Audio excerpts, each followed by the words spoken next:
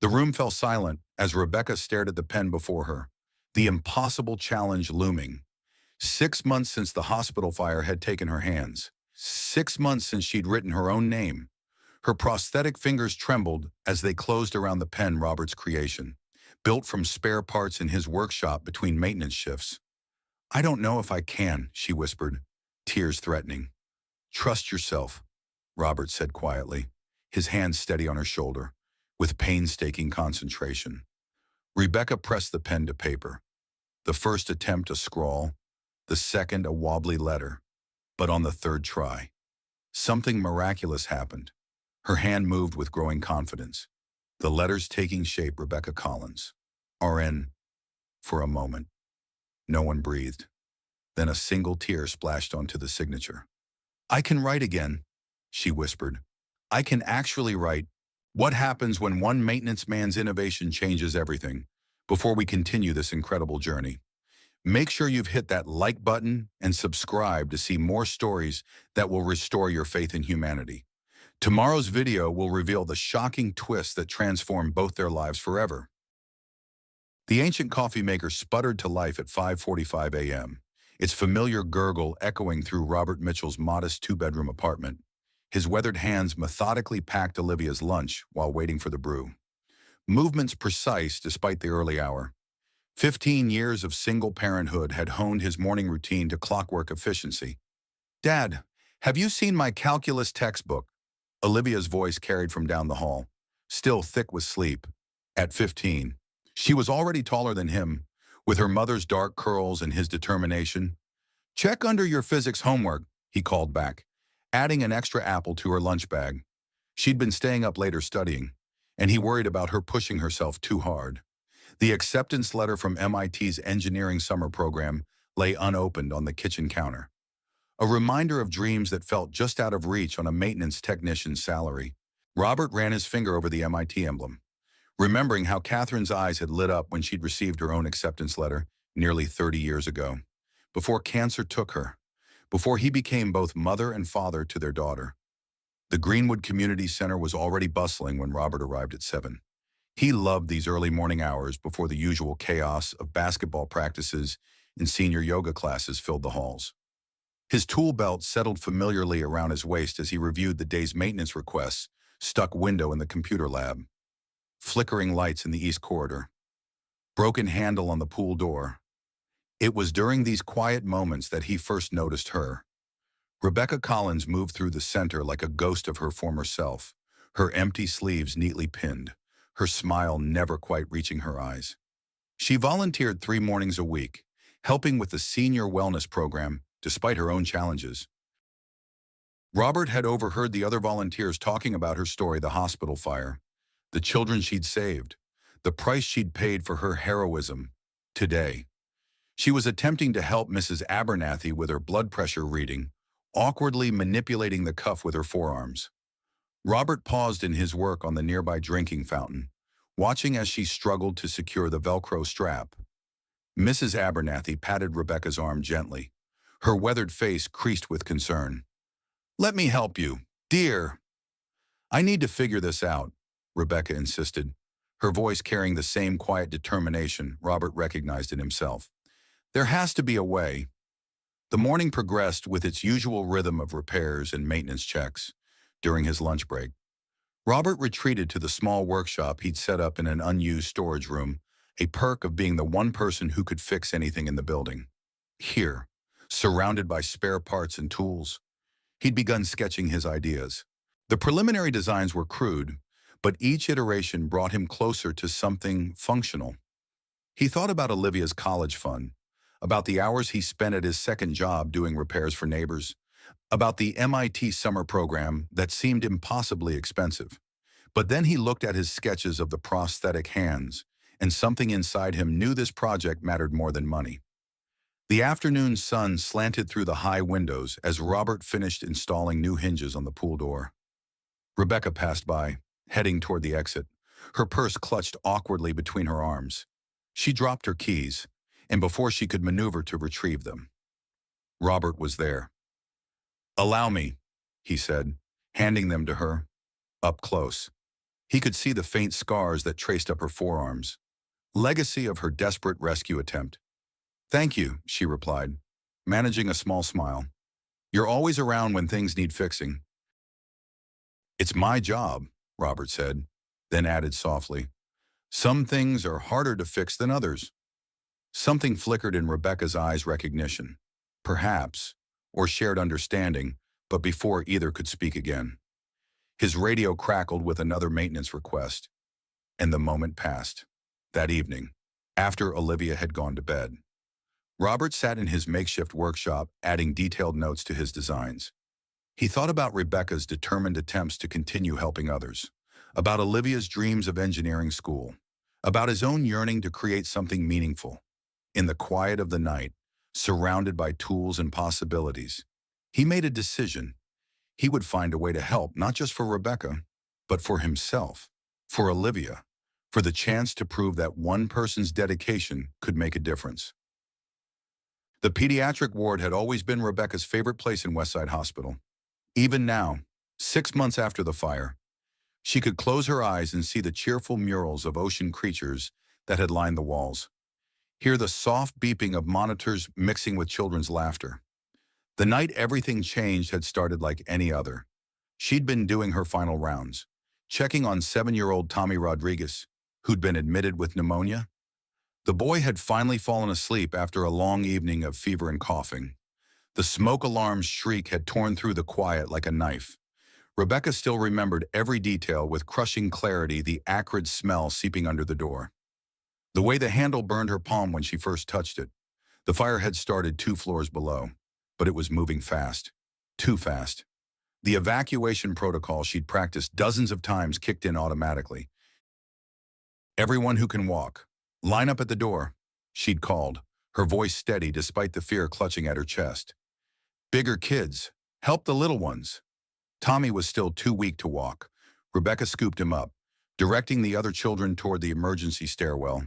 As they made their way down, she could hear the fire's hungry roar growing louder. The heat was becoming unbearable. They were almost clear when she heard it, a small voice crying from the floor above. Without hesitation, Rebecca had handed Tommy to Jerry, one of the older patients. "Get them outside," she'd ordered. "I'll be right behind you." The next few minutes existed in her memory like fragments of a nightmare, the scorching heat as she fought her way back up the stairs. 2 4-year-old twins huddled in a supply closet where they'd hidden in fear, the ceiling collapsing behind them as she shepherded them toward safety, the final desperate push through flames that seemed to reach for them with malicious intent. Her hands had protected the children's faces from the worst of the heat, but the price had been steep. By the time emergency responders reached them, the damage was done. 3rd-degree burns, the doctors had said. Multiple surgeries followed. In the end, they couldn't save her hands. The newspaper article about her heroism still hung in the community center's lobby, though Rebecca wished they'd take it down. "Local nurse sacrifices hands to save children." The headline made her sound like some kind of saint when really, she'd just done what anyone would have done. What she couldn't do anymore was what mattered: start of ease, change bandages, hold a frightened child's hand during a blood draw. These thoughts circled through Rebecca's mind as she sat in her small apartment, watching the sunset paint the walls orange. Too much like flames. The twins' parents had visited her in the hospital, crying, grateful. They'd started a GoFundMe for her medical expenses, but no amount of money could restore what she'd lost. The hospital had offered her an administrative position, but the thought of sitting at a desk, away from patient care, made her chest tight with grief. The community center volunteering had been her therapist's suggestion. "Start small," Dr. Patterson had said. "Find ways to still help people." So Rebecca did, though each day felt like learning to walk again. Simple tasks, taking blood pressure readings, helping with exercise classes, filing paperwork became mountains to climb. She'd noticed Robert Mitchell watching her sometimes when he thought she wasn't looking. There was no pity in his gaze. Unlike so many others, just quiet observation and something else she couldn't quite name. Understanding, perhaps. She'd seen him working late in that small workshop of his, caught glimpses of technical drawings and mechanical parts through the door. Today, when he'd helped her with her keys, She'd felt a spark of something she thought she'd lost. Hope, maybe, or possibility. His words about fixing things had stayed with her, echoing in her mind as she went through her evening routine. Awkwardly preparing a microwave dinner, struggling with buttons and zippers, in her dreams that night. Rebecca's hands were whole again. She was back in the pediatric ward, checking vitals, smoothing fevered brows, writing in charts. But when she looked down at her restored hands, they weren't made of flesh and bone, but something else entirely, something stronger, something that couldn't burn. The clock on Robert's workshop wall showed 11:42 p.m., but he barely noticed. His world had narrowed to the components spread across his workbench. Servo motors salvaged from old printers. Microcontrollers bought secondhand. Finger joints he'd designed and 3D printed at the local library. A half-empty cup of coffee had gone cold beside his notebook, its pages dense with calculations and sketches. He flexed the prototype finger joint, watching the smooth articulation with critical eyes. This was his third iteration, each version getting closer to what he envisioned. The first had been too rigid, the second too fragile. But this one had promise. "Dad," Robert started, nearly dropping the delicate mechanism. Olivia stood in the doorway, wearing her mother's old MIT sweatshirt as pajamas, her hair mussed from sleep, her expression caught between concern and curiosity. "Sweetheart, what are you doing up? It's almost midnight. I could ask you the same thing." She crossed the room, peering at his work. Her eyes widened as she took in the scattered components, the detailed technical drawings, the half-assembled prosthetic finger. Are you building a hand?" Robert set down his tools, suddenly aware of how this might look, a maintenance man trying to play biomedical engineer in his spare time. "It's probably crazy," he admitted, "but you've seen Rebecca at the center, how she struggles with the simplest tasks. I keep thinking, with the right design." Olivia picked up one of his sketches, studying it with the same intensity she brought to her advanced placement physics homework. "These servo calculations, you're trying to replicate natural finger movement? That's the idea. Each finger needs 3 degrees of freedom, like a real hand. The challenge is making it responsive enough to handle delicate tasks while keeping it strong enough for daily use." He smiled slightly. "I've been watching YouTube videos on biomechanics between repair jobs." Instead of the skepticism he'd feared, Olivia's face lit up with excitement. "Dad, this is incredible. Have you considered using magnetic sensors for the control interface? We just studied Hall effect sensors in physics class.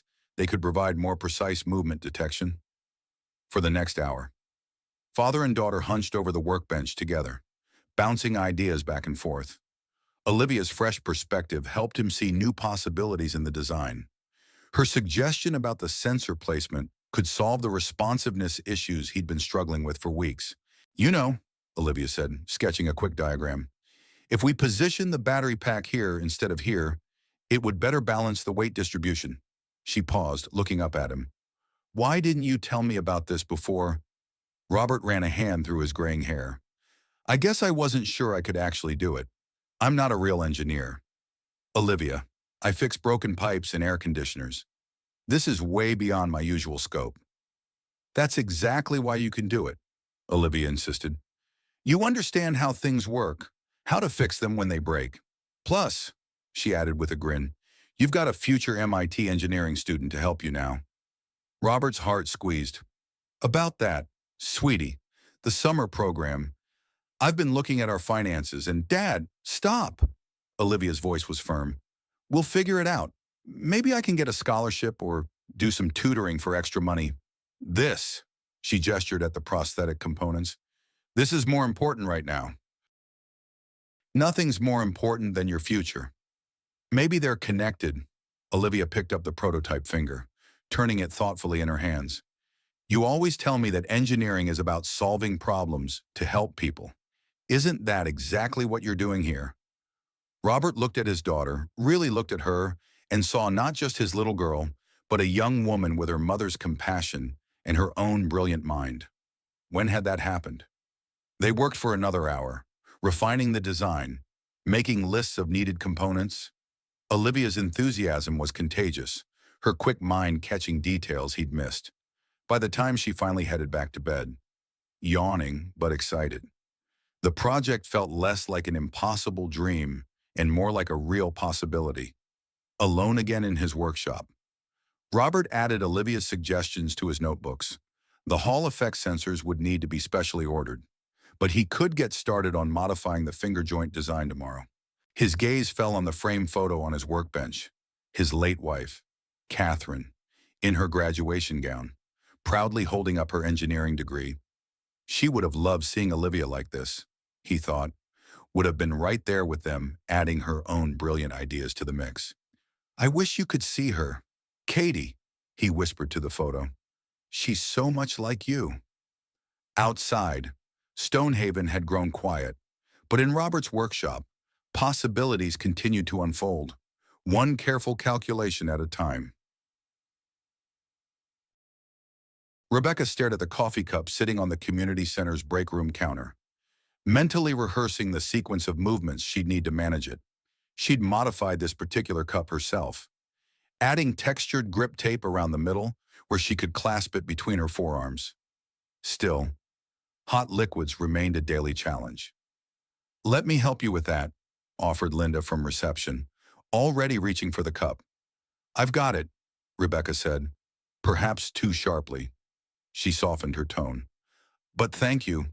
I need to practice. Linda withdrew, concern etched on her face. Rebecca had memorized that expression over the past 6 months, the subtle mixture of pity and discomfort that seemed to follow her everywhere. She focused on the cup instead, carefully maneuvering it between her arms. Small victories. Her therapist called these moments today. The coffee made it to her lips without spilling.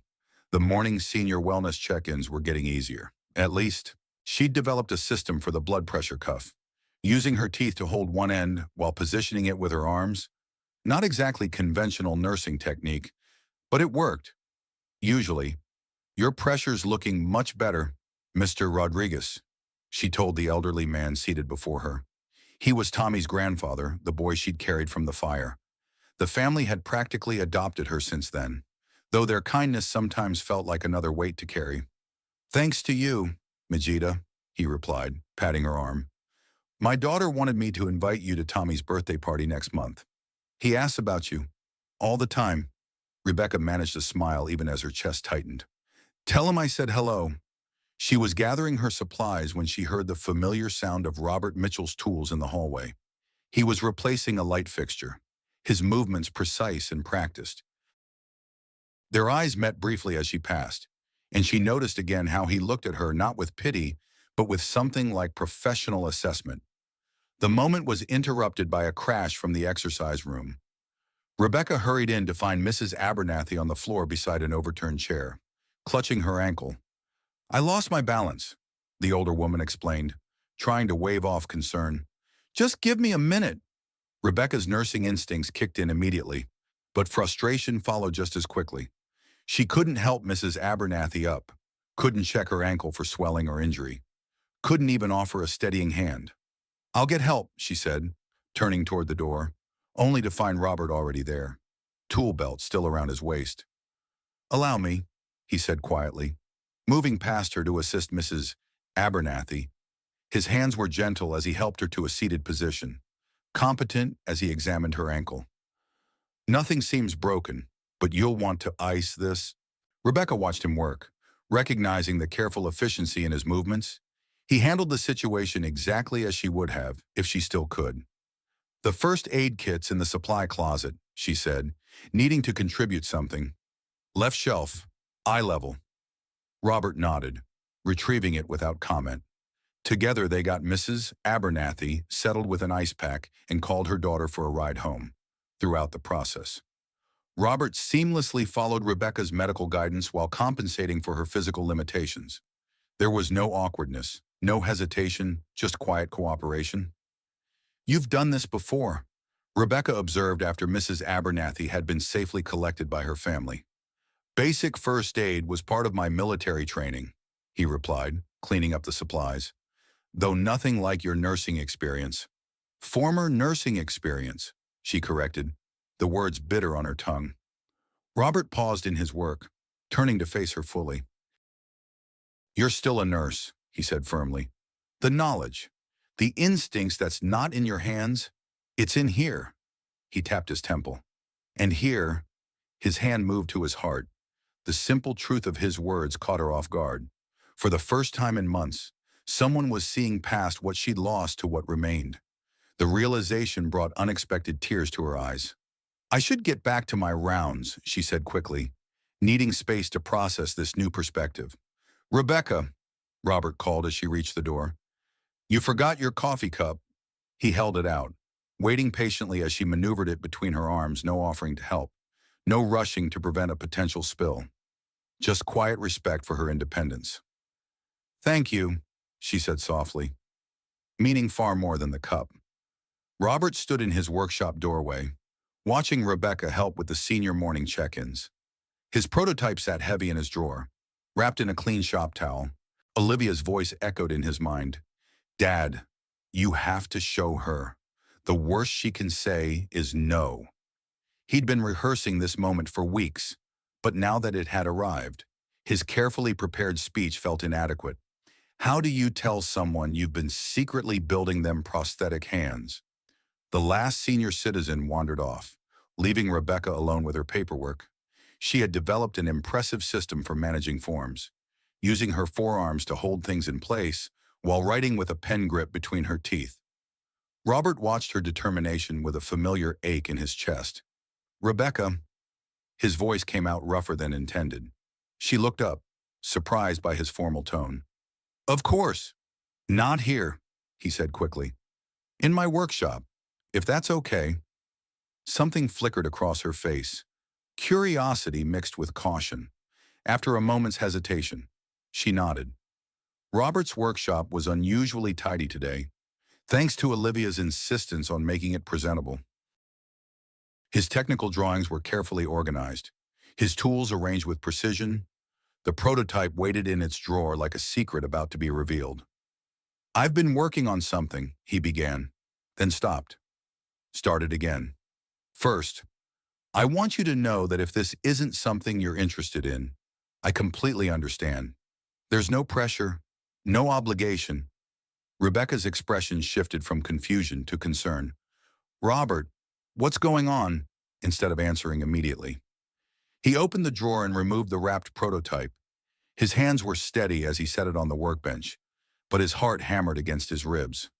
"For the past few months, I've been—" He unwrapped the towel, revealing the carefully crafted prosthetic hand. "I've been working on this." Rebecca's sharp intake of breath filled the small room. She stared at the device, its metallic fingers gleaming under the workshop lights, its joints articulated with precise care. "It's not finished," Robert continued quickly, fighting the urge to cover it back up. "The response time needs work, and the grip strength isn't quite where I want it, but the basic mechanics are sound. Olivia, my daughter, she helped with some of the sensor calculations." "You built this for me?" Rebecca's voice was barely a whisper. "I know it's presumptuous. I should have asked first. But I wanted to make sure it was viable before getting your hopes up. It's designed to be controlled by muscle movements in your forearm. Using magnetic sensors, the fingers can be calibrated for different grip strengths, so you could handle everything from a coffee cup to a blood pressure cuff."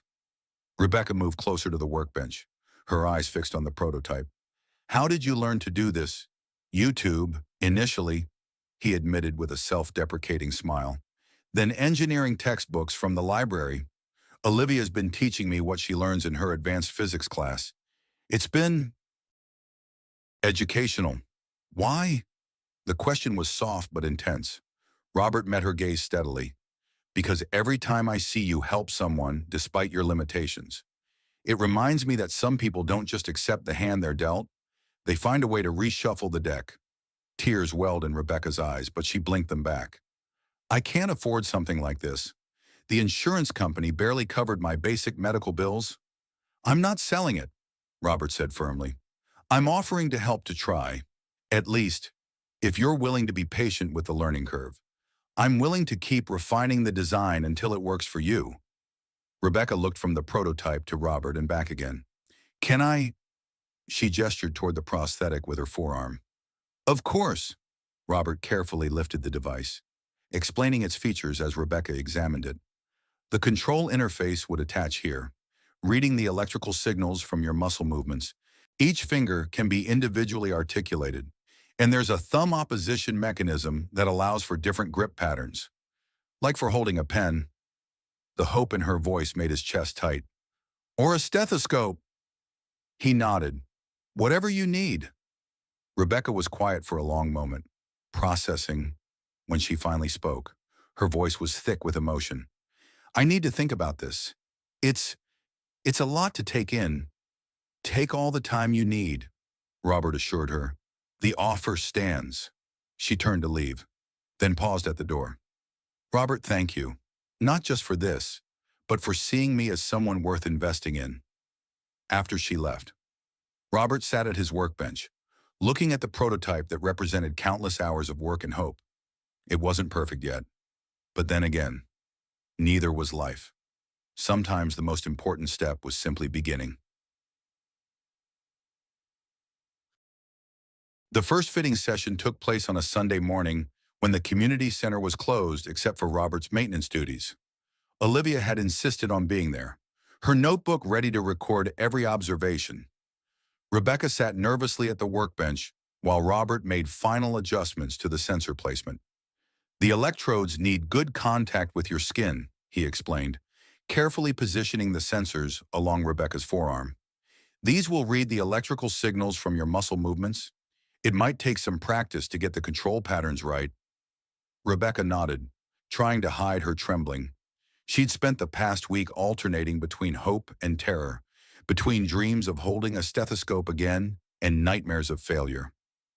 What should I expect? Start with something simple, Olivia suggested, her enthusiasm infectious. Maybe just trying to move one finger. Robert powered up the system, watching the diagnostic lights blink to life. Focus on your index finger first. Try to think about moving it just like you would your natural hand. Rebecca closed her eyes, concentrating for a moment. Nothing happened. Then, with a whir so soft it was barely audible, the prosthetic's index finger twitched. Oh! Rebecca's eyes flew open, tears immediately welling up. I felt that. I didn't feel it, but I made it move. Robert and Olivia exchanged excited glances. Try again, Robert encouraged. This time, keep your eyes open. Watch the movement. The second attempt was less successful. The finger jerked erratically, then locked up. Rebecca's face fell, but Robert was already reaching for his tools. That's normal, he assured her. The calibration needs fine-tuning. Olivia, can you note down the sensor readings? They worked through the morning, adjusting sensitivity levels, repositioning sensors, testing different muscle groups. Each small success was celebrated, each failure analyzed and documented. By noon, Rebecca could reliably move 3 fingers, though coordinating them remained a challenge. It's like learning to walk again, she said during a break, watching Robert make modifications to the thumb joint. Neural pathways, Olivia chimed in, looking up from her notes. We studied this in biology. Your brain needs to create new connections for controlling the prosthetic. It's like learning to play an instrument. Speaking of instruments, Robert said, finishing his adjustment. Try this. He placed a plastic cup on the table. Let's see if we can work on a grasping motion. Rebecca positioned herself, focusing intently on the cup. The prosthetic hand moved slowly, fingers extending toward the target. The first attempt knocked the cup over. The second barely brushed it. But on the third try, her fingers closed around it, not gracefully, but definitively. I'm holding it, she whispered, then louder. I'm holding it. The cup slipped a moment later, but it didn't matter. The possibility had become real. They continued testing throughout the afternoon, each attempt teaching them something new. The thumb needed more rotational freedom. The wrist joint was too stiff. The sensor placement had to be precisely mapped to prevent signal interference.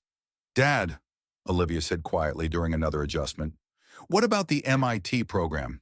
The deadline's tomorrow. Robert glanced at Rebecca, who was practicing finger movements with fierce concentration. "We'll figure something out," he murmured back. But Rebecca had heard, "MIT program." Olivia explained about the engineering summer program, her acceptance, and the looming deadline. "How much is the tuition?" Rebecca asked. "It's not important right now," Robert insisted, but Olivia answered anyway. $5,000. Rebecca looked at the prosthetic hand, then at her own scarred forearms. "That's a lot of money to spend on someone else's hands instead of your daughter's future." "It's not instead of," Robert said firmly. "This project, it's teaching both of us more than any summer program could." "Right." Olivia nodded enthusiastically. "The practical applications of electromagnetic sensors alone are fascinating.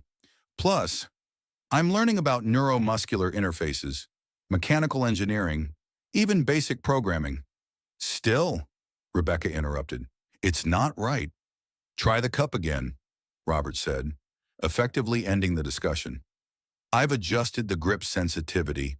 This time, when Rebecca grasped the cup, she managed to lift it an inch off the table before it slipped progress, measured in inches and ounces.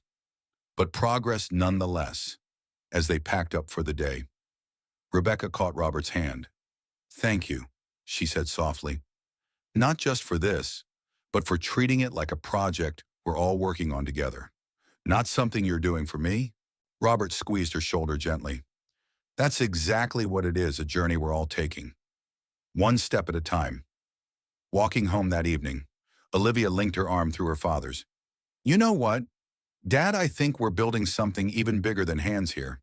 Looking at his daughter's knowing smile, Robert couldn't help but agree. Robert sat at his kitchen table late that night, surrounded by bills and bank statements. The numbers refused to add up differently no matter how many times he rearranged them. The MIT program's deadline glared at him from Olivia's acceptance letter, while receipts for prosthetic components scattered across the table told their own story of mounting expenses. His cell phone buzzed another text from the evening maintenance job he'd had to cancel to work on Rebecca's prototype. That was $300 he couldn't afford to lose. But the calibration sessions couldn't wait. The servo motors alone had cost nearly 2 weeks' worth of overtime pay. "Dad." Olivia stood in the doorway, holding 2 mugs of tea. She'd started doing this lately, bringing him tea when she found him up late working on bills. Too much like her mother, knowing too much, too young. "You should be in bed, sweetheart." "So should you." She set a mug in front of him and peered at the papers. "Is it about MIT?"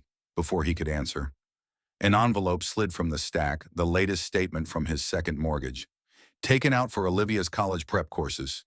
The interest rate was crushing, but it had seemed worth it when she got the highest SAT scores in her school's history. "I'm not going to MIT," Olivia said quietly. "I already decided." Robert's head snapped up. "What do you mean you're not going?" "I can do the regular summer session at the community college instead. Mrs. Peterson says they might even have a teaching assistant position available in the physics lab. That would look good on my college applications too." "Olivia, no. We're not giving up on MIT. I'll figure something out." "Dad." Her voice was gentle but firm. "I've seen the component receipts. I know how much you're spending on Rebecca's hands, and it matters more." "Nothing matters more than your future?" "This is my future." Olivia sat down, pushing aside some bills to spread out her notebook. "Look at these designs, the sensor array we developed. It's completely original. The grip strength calibration system, that's innovation. Dad, real-world engineering that's actually helping someone." Before Robert could respond, his phone buzzed again. This time it was a text from Rebecca. "Insurance denied the appeal again. Still claiming experimental technology isn't covered. I'm so sorry." Olivia read the message over his shoulder and squeezed his arm. "See, we can't stop now. She needs this." Across town, Rebecca sat in her own apartment, staring at the insurance company's final denial letter. Her savings account was almost depleted from the previous surgeries and rehabilitation. The small disability payment barely covered her rent, and her parents had already remortgaged their house to help with her medical bills.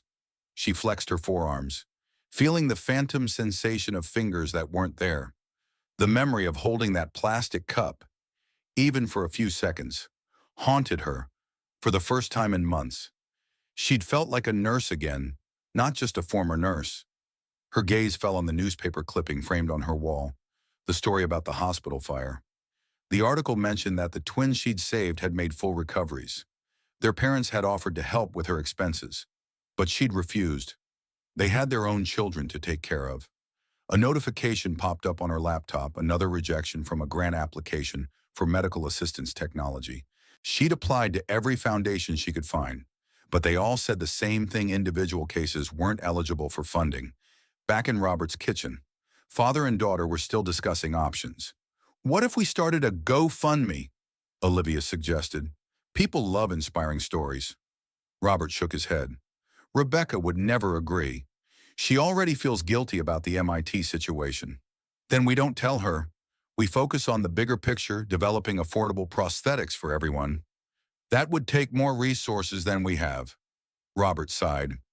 "The prototype alone is already working better than the $45,000 model the insurance company denied her."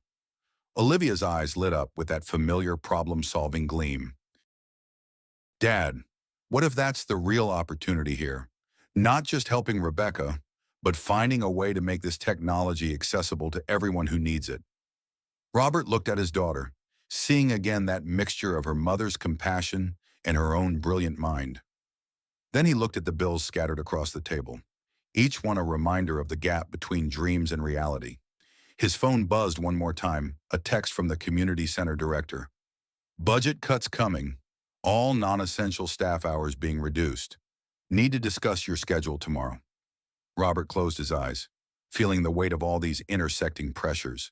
When he opened them, Olivia was still watching him, waiting for his response, believing in him with that absolute faith that both inspired and terrified him. "One step at a time," he said finally. "First, we get the prototype working perfectly. Then we'll see what other possibilities open up." The workshop hummed with nervous energy early Saturday morning. Olivia had spent the entire week refining the sensor algorithms. Working through lunch periods and staying up late into the night, Robert had rebuilt the thumb mechanism 3 times, each version more responsive than the last. Today would be their first attempt at fine motor control. "Ready?" Robert asked, making the final connections to the control interface. Rebecca nodded, trying to keep her breathing steady. The previous sessions had shown promising progress with gross motor movements, but today was different. Today they would attempt something she hadn't done in 6 months: write her name. "Remember," Olivia said, adjusting her laptop where she was monitoring the sensor feeds. "Just like we practiced, visualize each movement before you make it." Robert placed a pen and paper on the workbench. The pen looked impossibly small, impossibly precise in its requirements. Rebecca stared at it, remembering thousands of patient charts, prescriptions, care notes, her name, written countless times throughout her nursing career, now seemed like an insurmountable challenge. "I don't know if I can," she whispered. "You can," Olivia said firmly. "The calibration is perfect. The grip sensitivity is exactly where it needs to be. Trust the science. Trust yourself," Robert added quietly. Rebecca closed her eyes, focusing on the muscle patterns they'd been practicing. The prosthetic hand moved smoothly, fingers extending toward the pen. The first attempt to grasp it failed: too much pressure, the pen skittering across the workbench. "That's okay," Robert encouraged, retrieving it. "The sensors are reading clearly. Try again, just a little lighter touch." The second attempt was better. The fingers closed around the pen with surprising delicacy. Rebecca held her breath, carefully lifting it off the surface. The pen stayed firmly in her grasp. "Perfect," Olivia breathed, watching the sensor readings. "Now for the hard part." Rebecca positioned the pen over the paper, her arm trembling slightly. The first mark was messy, more scrawl than script. The second try produced a wobbly R. "Wait," Robert said suddenly. He moved behind her, placing his hands gently on her shoulders. "You're too tense. Remember, the prosthetic responds to muscle signals. The more stressed you are, the more noise in the system." Rebecca took a deep breath, feeling some of the tension ease under his steady touch. She thought about all the times she'd signed her name without thinking: patient admissions, medication orders, birthday cards to her colleagues. The muscle memory was still there, buried beneath months of loss and adaptation. The third attempt flowed more naturally. Her hand moved across the paper with growing confidence, the letters taking shape. Rebecca Collins, RN. For a moment, no one spoke. They all stared at the signature, not perfect, but unmistakably hers. "You did it," Olivia whispered, breaking the silence. "Dad, look at the sensor readings. They're exactly what we predicted." But Robert wasn't looking at the readings. He was watching Rebecca, who hadn't taken her eyes off her signature. A tear splashed onto the paper, smudging the ink slightly. "I can write again," she said, her voice thick with emotion. "I can actually write." Encouraged by this success, they spent the next hour testing different tasks. Rebecca managed to pick up paper clips, turn pages in a book, even type a few words on Olivia's laptop. Each achievement was meticulously documented, each failure analyzed for future improvement. "The thumb opposition still needs work," Robert noted, making adjustments after Rebecca struggled with a twisting motion. "But the basic functionality is solid." "Olivia, your sensor modifications made all the difference. The real breakthrough was your new grip mechanism." "Dad," Olivia replied, still monitoring the data streams, "the response curve is incredible." Their technical discussion was interrupted by a small sound from Rebecca. They turned to find her holding something new, a stethoscope she'd brought with her, hope warring with fear on her face. "Do you think—" She couldn't finish the question. Robert nodded encouragingly. "Try it," with painstaking care. Rebecca positioned the stethoscope in her prosthetic hand. The earpieces took several attempts to place correctly. But then, "I can hear," she breathed, joy and tears mingling in her voice. "For the first time since the fire, I can actually use a stethoscope." Olivia was rapidly typing notes, but her own eyes were suspiciously bright. Robert stood quietly, watching Rebecca listen to her own heart, seeing in her face the same joy he felt in his chest. A knock at the workshop door startled them all. The community center director stood there, eyebrows raised at the scene before her. "I came to discuss the budget cuts," she said slowly, her eyes fixed on Rebecca's prosthetic hand still holding the stethoscope. "But it seems I'm interrupting something far more interesting." Rebecca quickly moved to remove the stethoscope, but the director held up her hand. "No, don't stop. In fact," she pulled out her phone, "I think it's time we showed the board exactly what kind of innovation is happening in our maintenance department." The video of Rebecca using her prosthetic hand had gone quietly viral within the medical community, 3 days after the director's impromptu filming session. Rebecca sat in Robert's workshop, scrolling through emails on her tablet.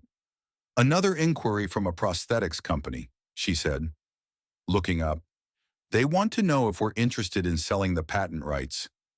Robert barely glanced up from the calibration he was performing. "That's the third one this week, right?"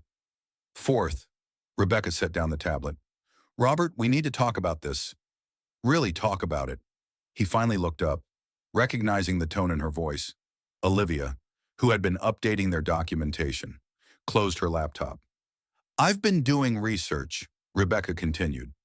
"Did you know the average cost of a medical-grade prosthetic hand is between $40,000 and $50,000, and that's not including fitting and training?"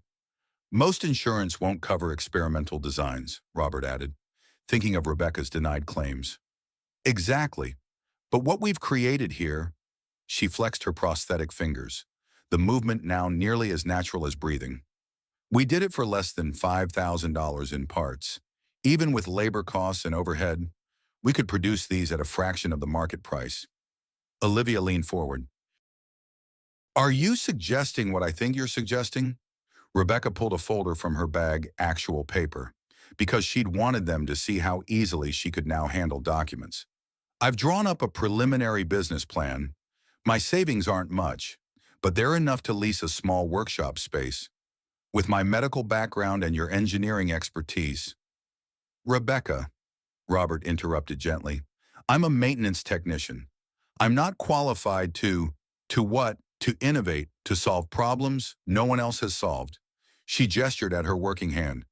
You've already done that, and Olivia's sensor modifications are literally years ahead of what's currently on the market. Olivia picked up the business plan, her eyes widening as she read. You want to hire Dad full-time as head of engineering. At first, it would just be the three of us. We'd focus on custom prosthetics, working directly with patients to create affordable solutions. No corporate overhead, no massive markup, just helping people who need it. Robert ran a hand through his hair, a gesture both women now recognized as his processing mode.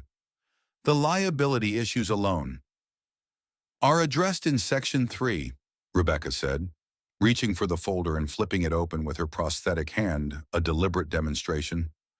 I've already spoken with a medical device lawyer. We'd start with a pilot program, working through existing physical therapy centers, build our reputation gradually. The community center could be our first partnership, Olivia added excitedly. Think about it. Dad, all those people you help every day with building maintenance, you could be helping them rebuild their lives instead. Robert stood up, pacing the small workshop. His tools lined the walls familiar, comfortable, safe but lately. They'd felt less like his life's work and more like a limitation he'd placed on himself. The timing, he said finally. With MIT coming up. About that, Rebecca smiled. Page 7. I've structured the initial investment to include an educational development fund. Any employee pursuing relevant education gets tuition assistance, including summer programs? Olivia gasped. You do that? It's not charity, Rebecca said firmly. It's investment in our future expertise. Besides, she added softly, I wouldn't have these hands if it weren't for both of you. Helping with your education is the least I can do. Robert picked up one of his technical drawings, studying the careful measurements and annotations. He paused, struggling to articulate the dream he'd never dared to have. I always just fix things. Other people's innovations, other people's designs. And now you can create them, Rebecca said. Help people like me rebuild what they've lost, but at a price they can actually afford. We'd need a name, Olivia mused, already catching her father's shift toward possibility. Rebecca smiled. I was thinking Second Chance Prosthetics. Too obvious, Olivia declared. What about Mitchell Collins Innovations? How about just Helping Hands, Robert suggested quietly. Rebecca tested the name silently, watching her prosthetic fingers move. Simple, honest, just like how this all started. Speaking of starts, Olivia said, pulling up a spreadsheet on her laptop. We should run some initial cost projections. If we factor in bulk purchasing of components. Robert watched his daughter dive into the calculations, saw the light in Rebecca's eyes as she leaned in to discuss material sourcing. The fear was still there of failure, of inadequacy, of the unknown, but something else was growing stronger, the possibility that maybe fixing things had just been practice for building something entirely new. All right, he said, pulling up a chair. Show me those numbers. The small industrial space didn't look like much, just another unit in a row of identical workshops on the outskirts of Stonehaven. But to Robert, standing there with the keys in his hand, it represented everything he'd never let himself imagine. Lease is for 2 years, Rebecca said, watching him take it all in. With option to expand into the unit next door if we need it. Robert walked the perimeter slowly, his maintenance technician's eye cataloging every detail. Good bones. Decent electrical. Ventilation would need work. The previous tenant had been a custom furniture maker, leaving behind sturdy workbenches that could easily be adapted for their needs. Dad, look, Olivia called from a small office area in the corner. Perfect space for the design station. We can set up the 3D printer here. Keep the assembly area separate from the consultation room. Her voice trailed off as she noticed her father's expression. What's wrong? Robert pulled out his resignation letter from the community center, still unopened. After 15 years, he'd written it in careful, measured words explaining nothing about prosthetics or new ventures, just a simple thank you in 2 weeks' notice. You don't have to do this, Rebecca said softly, reading his hesitation. We could start smaller. Keep it as a side project while you maintain your regular job. No, Robert's voice was firm. If we're doing this, we're doing it right. These people we want to help, they deserve our full commitment. Olivia took the letter from his hands and tucked it into her bag. I'll drop it off on my way to school. Consider it done. They spent the rest of the morning moving in their essential equipment, Robert's tools. Carefully accumulated over decades of maintenance work, the 3D printer Olivia had won in a science competition, Rebecca's medical reference materials and testing equipment, each item found its place, transforming the empty space into something purposeful. First client consultation is scheduled for Thursday, Rebecca announced, using her prosthetic hand to pin up a calendar. The movement was so natural now that Robert had to remind himself how impossible it had seemed just months ago. Remember that email from the Veterans Hospital? They have a patient they'd like us to meet with. Already, Robert's stomach tightened. Shouldn't we take some time to set up properly, run more tests? We've been testing for months, Olivia reminded him, unpacking her laptop and development tools. The prototype works. Rebecca's hands work. We have all the documentation and certifications from the Medical Device Review Board. But this would be someone new, different circumstances, different needs, different opportunities to help, Rebecca finished. She flexed her prosthetic fingers, a gesture that had become her way of making a point. Robert, do you know what I did this morning? I made coffee, drove my car, and typed 3 emails. 6 months ago, I couldn't do any of those things. Now I'm about to become a business owner because you decided to help one person? A knock at the door interrupted them. The community center director stood there, holding a small package. I hoped I'd catch you here, she said, stepping inside. The board meeting just finished. I thought you should know we've approved a partnership proposal, if you're interested. We'd like to establish a referral program for community members needing prosthetic services. Robert blinked. But my resignation is exactly why we want to partner with you. She handed him the package. You've been fixing our building for 15 years. Now you can help fix our people. The contract details are inside, along with a letter of recommendation for any other community centers you approach. After she left, they stood in stunned silence, looking at the package. Well, Olivia said finally, I guess we should add partnership agreements to our setup checklist.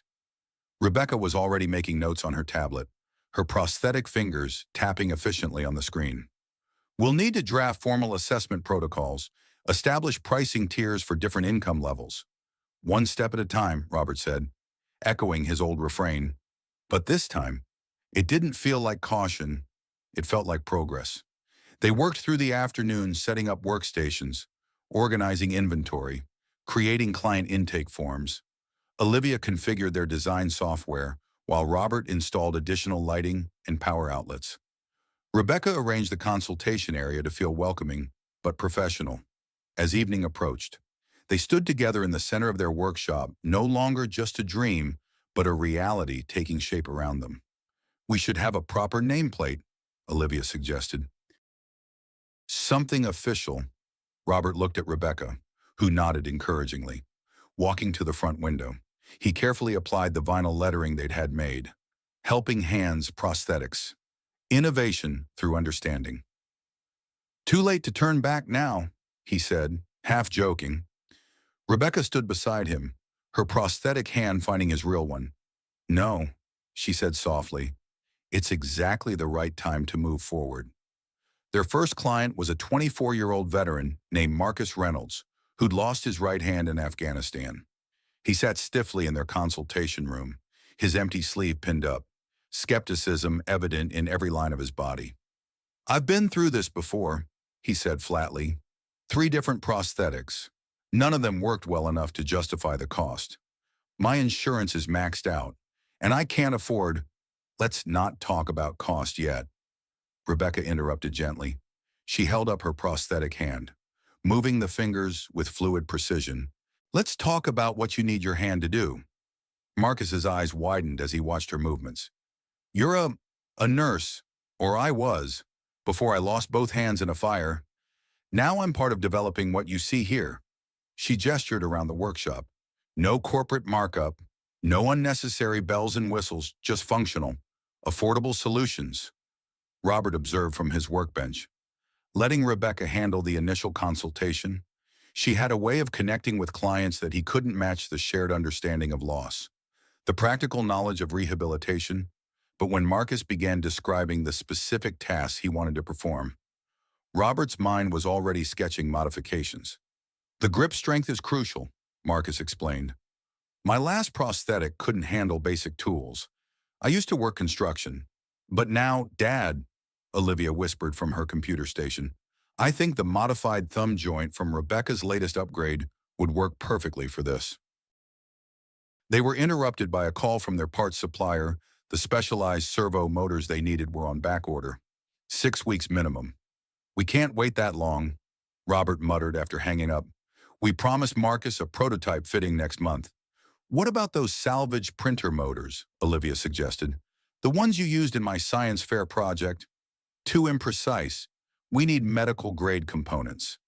Not necessarily, Rebecca chimed in, having finished with Marcus. The medical-grade servos are over-engineered for most tasks. If we could modify the printer motors, Robert was already shaking his head. The liability issues are covered under our testing protocols, Olivia finished. We just need to document the modifications and run extra durability tests. They worked late into the night, Olivia writing new calibration software, while Robert disassembled and modified motors. Rebecca handled the growing stack of paperwork, insurance forms, liability waivers, partnership agreements with physical therapy centers. The Veterans Hospital called again, she mentioned during a coffee break. They have 3 more potential clients. Robert looked up from his workbench, worry creasing his forehead. We can barely handle Marcus's project with our current setup. We need to scale up, Olivia said, not looking away from her screen. The demand is there. We just need to figure out production efficiency. A crash from the storage area made them all jump. A box of components had fallen, scattering expensive parts across the floor. Robert stared at the mess, calculating the cost of each rolled-away sensor. We can't afford mistakes like that, he said quietly. Our margins are too thin. Then we learn from them. Rebecca began picking up parts with her prosthetic hand, a task that would have been impossible months ago. Document everything. Create better inventory systems. I can help with that. Marcus had returned a day early for his appointment. I may not be able to work construction anymore, but I know a thing or two about organizing inventory. They all stared at him. He shrugged. Look, I know I'm supposed to be just a client, but I've been feeling useless since coming home. If you're really trying to make these things affordable for people like me, I want to help. Robert glanced at Rebecca, who nodded slightly. We can't pay much, he warned. I don't need much, Marcus replied. Just a chance to be part of something that matters. That night, after Marcus had helped them reorganize the entire storage system with military precision, Robert sat looking over their revised budget. The numbers were still tight, but something else was growing, a sense of community, of shared purpose. Olivia brought him his nightly tea, peering over his shoulder at the spreadsheet. We're going to need a bigger workshop soon, she observed. One step at a time, he replied automatically. Dad, she sat beside him. Look around. Every step we've taken has led to something bigger than we imagined. Maybe it's time to think bigger from the start. From her desk, Rebecca called out. The Veterans Hospital is on the phone again. They want to know if we can handle trauma cases. Robert looked at his daughter's eager face, at Rebecca's confident smile, at the workshop that already felt too small for their dreams. Tell them yes, he said. We'll figure it out. The local news crew arrived just before 9, turning their modest workshop into a maze of cables and lights. Rebecca stood before a mirror, using her prosthetic hands to straighten her collar, a deliberate choice. She'd told Robert, people need to see what's possible. Are you sure about this? Robert asked.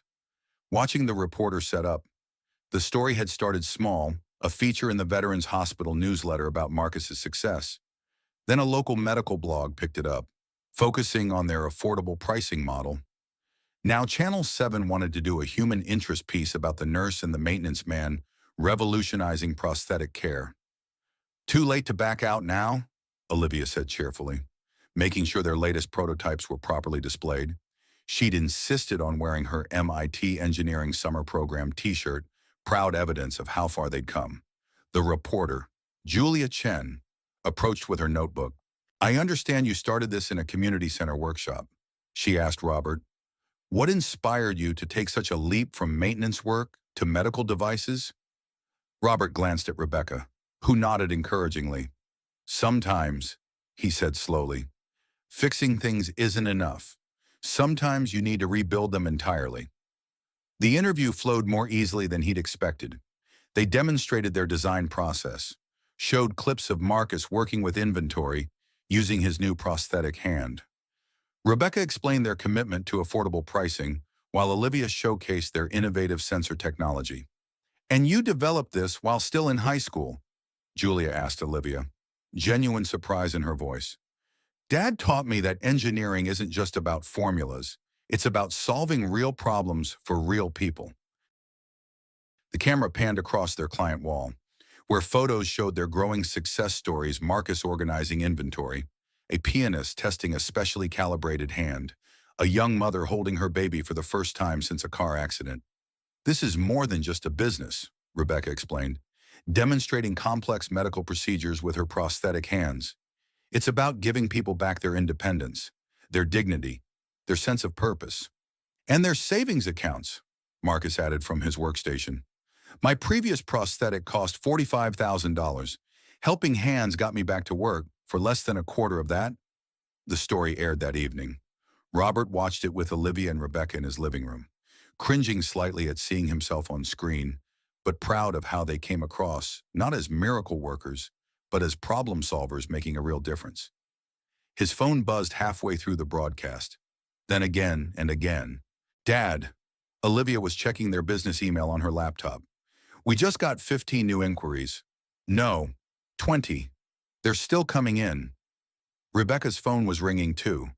The Veterans Hospital, they want to discuss a formal partnership agreement, and there's another call coming in from the University Medical Center. Robert felt a familiar tightness in his chest, the weight of growing responsibility, of others depending on them. But before he could voice his concerns, there was a knock at the door. It was Mrs. Abernathy from the community center, leaning on her cane and holding a newspaper clipping about their upcoming TV feature. I always knew you were fixing more than just buildings, she said, smiling at Robert. My grandson in Seattle, he lost his hand in an industrial accident last year. Would you be able to help him too? The question hung in the air, heavy with implication. Seattle was hundreds of miles away. They'd never attempted to help someone remotely. We'd need to modify our fitting process, Rebecca mused. Already problem-solving. Set up video consultations. Work with local physical therapists. Create standardized measurement protocols. Maybe develop a preliminary testing kit we could send, Olivia added. Typing notes. Robert looked at Mrs. Abernathy's hopeful face, remembering all the times she'd brought him tea during late maintenance shifts, how she'd always treated him as more than just the handyman. We'll figure it out, he promised, later that night. After Mrs. Abernathy had left with preliminary paperwork and Olivia had finally stopped checking the ever-growing email inbox, Rebecca and Robert sat in the quiet living room. Everything's going to change now, he said softly. Rebecca flexed her prosthetic fingers thoughtfully. It already has. The question is, are we ready for what comes next? More clients means more resources, needed more space, more materials, more lives we can change. She counted. Robert, do you remember what you told me when you first showed me the prototype about not accepting the hand we're dealt? He nodded, remembering that nervous moment in his workshop. Well, look at the hand we've built instead. She held up her prosthetic, now so much a part of her that it seemed natural. Maybe it's time to help others do the same on a bigger scale. Robert's phone buzzed again, another email notification. Another person somewhere hoping they could help. Another opportunity to make a difference. One step at a time, Rebecca asked, smiling at his familiar phrase. One step at a time, he agreed. but maybe we can take bigger steps now. 5 years later, Robert stood in the pediatric ward of Westside Hospital not as a visitor, but as a guest of honor. The ceremony to dedicate the new Helping Hands Pediatric Prosthetic Center was about to begin. Through the large windows, he could see their new main facility across the street, a far cry from that first small workshop. The company now employed over 50 people, including a research team led by Olivia, who had graduated early from MIT with honors. Rebecca appeared at his side, elegant in her formal attire, her advanced prosthetic hands so lifelike in movement that new patients often did a double take when told she used them too. As chief medical officer, she'd revolutionized their fitting protocols, developing a trauma-informed approach that addressed not just physical adaptation, but emotional recovery. "Nervous about your speech?" she asked, adjusting his tie with a dexterity that still amazed him. "Terrified," he admitted. "I'm better with tools than words. Just tell them what you told me that first day, about seeing people, not limitations." The hospital's chief of surgery approached, accompanied by two familiar faces, the twins Rebecca had saved from the fire. Now in their first year of medical school, "We heard Helping Hands was here today," one of them said, stepping forward. "We wanted to thank you, all of you, what you've built. It's inspiring our research into burn treatment and rehabilitation." Rebecca stood professional but touched. "Sometimes good things grow from difficult moments," she said, her prosthetic hand finding Robert's instinctively. Marcus joined them, now their production director, overseeing 5 manufacturing centers across the country. "The new pediatric model is ready for demonstration," he reported, "fully adjustable to grow with the child, just like we planned." A small commotion at the entrance caught their attention. 10-year-old Mia, their youngest client, was showing off her new prosthetic arm to a crowd of admiring doctors, unlike the adult versions. Mia's was deliberately colorful, sparkly purple with silver accents, designed to be shown off rather than hidden. She insisted on the glitter. Olivia laughed, joining their group. "Said if she was going to have a robot arm, it should look awesome." "Smart kid," Robert smiled, watching Mia demonstrate her wrist rotation with theatrical flair. The hospital director tapped his glass for attention, and the crowd quieted. "Today we celebrate more than just a new facility," he began. "We celebrate what happens when innovation meets compassion, when technical expertise meets human understanding." As the director continued his speech, Robert felt Rebecca squeeze his hand. He looked down at their intertwined fingers, one flesh and bone. One advanced prosthetic, a perfect metaphor for their partnership, their marriage, their life together. "Did you ever imagine," she whispered, "that first day in your workshop, that we'd end up here?" Robert shook his head. "I was just trying to help one person write their name again. And now," he gazed around the room at Olivia, already discussing biomechanical innovations with the medical students, at Marcus, demonstrating the child-sized prosthetics to curious doctors, at Mia, proudly showing another child how her new hand worked. "Now," he said softly, "we're helping people write their own stories." The plaque was unveiled to applause. "Helping Hands Pediatric Prosthetic Center, where innovation meets compassion." Below it, a photo showed their journey from that first community center workshop to their current multi-state operation. "This center will ensure that no child is denied prosthetic care due to financial constraints," the director announced. "Thanks to the Mitchell Collins Foundation's matching grant program, we'll be able to provide state-of-the-art prosthetics at minimal or no cost to families." More applause, more congratulations. Later, as the ceremony wound down, Robert found himself alone for a moment in the corridor. Looking at the before and after photos of their clients, dozens of lives changed. Hundreds more to come. Olivia found him there, her MIT ring catching the light as she put her arm through his. "You know what Mom would say if she could see all this?" Robert smiled, picturing Catherine's proud face. "She'd say I should have started innovating years ago, instead of just fixing things." "No," Olivia leaned her head against his shoulder. "She'd say you were always building something greater than you knew." one broken piece at a time.